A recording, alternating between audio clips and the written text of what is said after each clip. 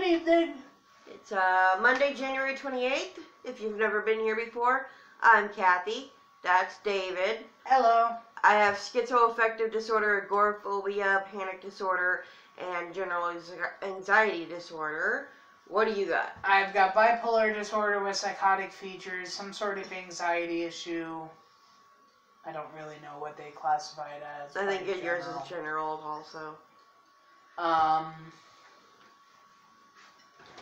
I don't sleep without sleep medication. Nope. It's really bad. Yep. Anyways. So, a couple days ago, I was asked a question on Twitter, that made me think, and it was kind of neat, so I thought I'd cover it. We cover it today. And, they asked me basically, did getting a diagnosis change how you felt about your mental illness? David, would you like to go first? What are your views on that? Sure. For me, it just kind of verified what I'd been feeling. You kind of already knew what you had. Well, I didn't know exactly what I had. I knew, because I've known for a long time I had issues. Mm-hmm. I mean, when I was a kid, they took me to see a psychiatrist, did all that stuff, but they just put it up to being a kid, I guess, or something. I don't know. Yeah. I had a mobile therapist for a long time and all the other good stuff, but no medicine or anything. What's a mobile therapist? Basically a therapist for kids that comes to the house or takes you out to do stuff. And it's therapy like that, except for it's out, not at home sometimes, and other times it's out and about. Okay. It was through the MHMR program in London. Okay, what's MHMR? Mental health, mental retardation. Oh, okay, and do they just work only with kids? No, they work with adults too. Oh, do they? Okay. But now they renamed themselves. Well, yeah, because retardation and retarded and retard and all those yeah, are pretty M-I-E-I or something like that. Well, for me, actually, it was confusing and relieving at the same time. I mean, when I got the diagnosis of having depression, it's just, oh, hi, Kitty. Here she comes. This is Onyx, by the way. Yeah, she's our little video bomber. Come here, baby. Hi, sweetheart. Hi, sweetheart. This is Onyx. Most of you know Onyx. Yeah, there you go. Good girl. Anyway, for me, it was confusing and relieving at the same time. When I got the diagnosis of depression, I wasn't at all surprised. I knew what that was. I knew I had it. When I got my diagnosis just kept changing while my doctors were getting to know me. It began as depression and dysthymia. I didn't know what dysthymia was. They told me it's kind of like a chronic, overall, everyday bleh feeling. Yeah. Like you're never happy. Every day you're depressed about something, but it's like really minor. I don't know. So it was that at first. Then it went on to major depressive disorder. Then bipolar disorder. And then finally schizoaffective disorder. The confusing part was I knew depression. I didn't know what dysthymia was, but when they told me, I understood immediately. I knew what bipolar was, but I did not know what schizoaffective was.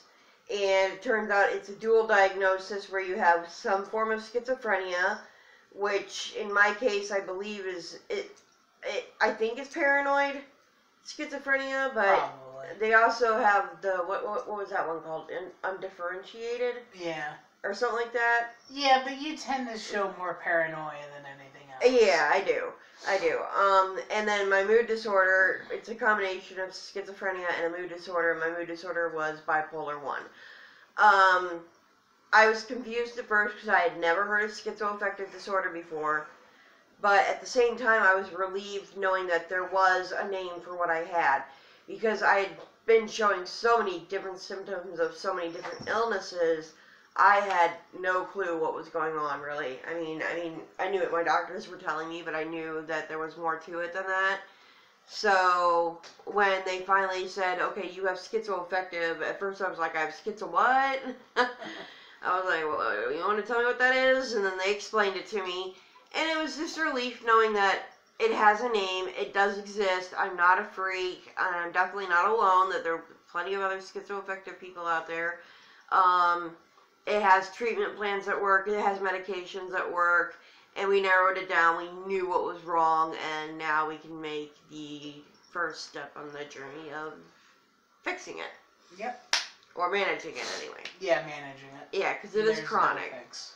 It is chronic, and it is progressive. It can be progressive in some people.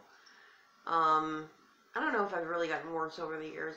I don't think so. You've actually gotten better. Yeah. Yeah, well, right now I'm finally with a doctor that I like and on a medicine regimen that works. Yeah, for the most part. For the most part, yes. I do have my moments. Like last night. Yeah, like last night was bad. I remember most of it, some of it. Surprisingly. Yeah, which is weird because usually when I had a psychotic episode, and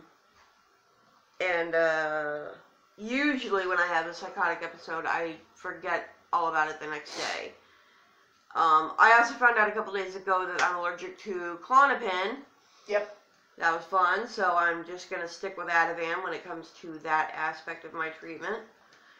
And yeah, I mean, we would love to hear you guys' thoughts on your diagnoses and how it changed you, or the diagnosis of a loved one and if it had any effect on you. I know when I got diagnosed with schizoaffective, it kind of freaked out my ex-husband. He was my husband at the time, now he's my ex-husband. It kind of freaked him out because all he'd really known about schizophrenia was, you know, the stuff you hear about on TV and stuff like that. And so we did a lot of research together. I included him in some of my therapy appointments so that, you know, he could talk to the doctor if he had questions. And the same thing with my mom. My dad came to like one or two, but my mom came to quite a few of my therapy appointments so that she could, you know, learn what was going on and ask questions and figure out what's, you know, wrong. Yep. What else? Anything else? Not really. It didn't change you at all? You just kind of, oh, okay. It didn't change me because I've been dealing with it since I was like 7 or 8. Yeah, well, I dealt with my depression most of my life too. It's just, I knew there was something wrong. I didn't know what it was. It actually was kind of a good feeling knowing that there was an actual problem. Yeah.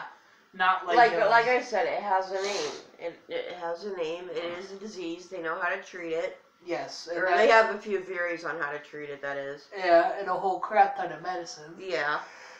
So, it gave me hope that, you know, now that they know what was wrong, they'll find a way to help me get better. But just like you, the diagnosis was ever evolving. Changing. Yeah. Yeah. How long ago were you diagnosed with bipolar, with psychotic features? Do you remember? That would have been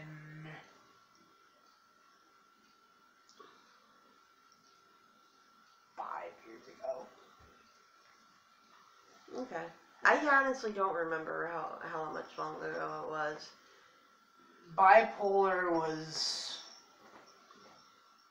12 years ago? 13 years ago?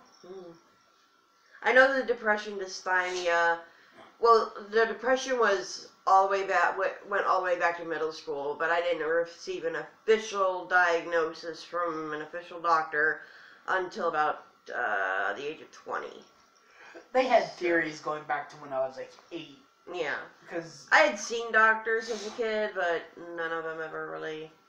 If they did give a diagnosis, they didn't give it to me. That's pretty much what happened with me. Yeah, because usually once it's a child that they're talking about, the parents know the diagnosis, but they don't tell the kids. My family was old school, so they didn't believe in that stuff. Yeah, yeah. Gotta love that stigma. Yeah. Yeah. Alright, well, we would love to hear your opinions and your stories. Yep. So, as usual, leave them in the comments below.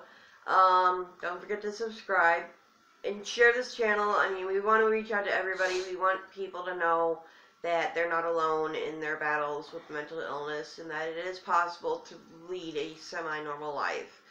I mean, yes, there are certain aspects of our lives that are really bizarre. Yeah. Like neither one of us having a job, and just living off of disability and not having a vehicle. My mom takes us places usually. There's no city buses in the city we live in because it's so small.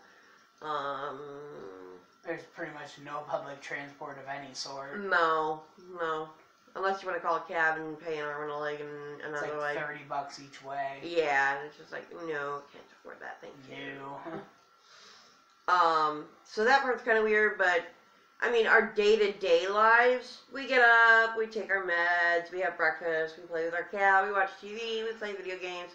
It's fairly normal. I do my artwork, and sometimes I do some writing, and he likes to read and do video games, and so things like that. Our daily day-to-day lives are pretty boring and normal.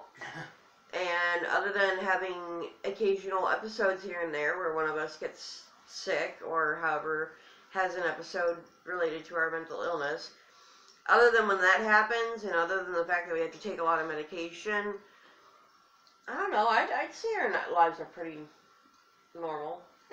Semi-normal. I mean, we're not stuck in a hospital. That's true. We are living independently, you know. We don't have a caretaker. We don't have any in-home nursing care or anything like that. Yep. We take care of each other. Yep.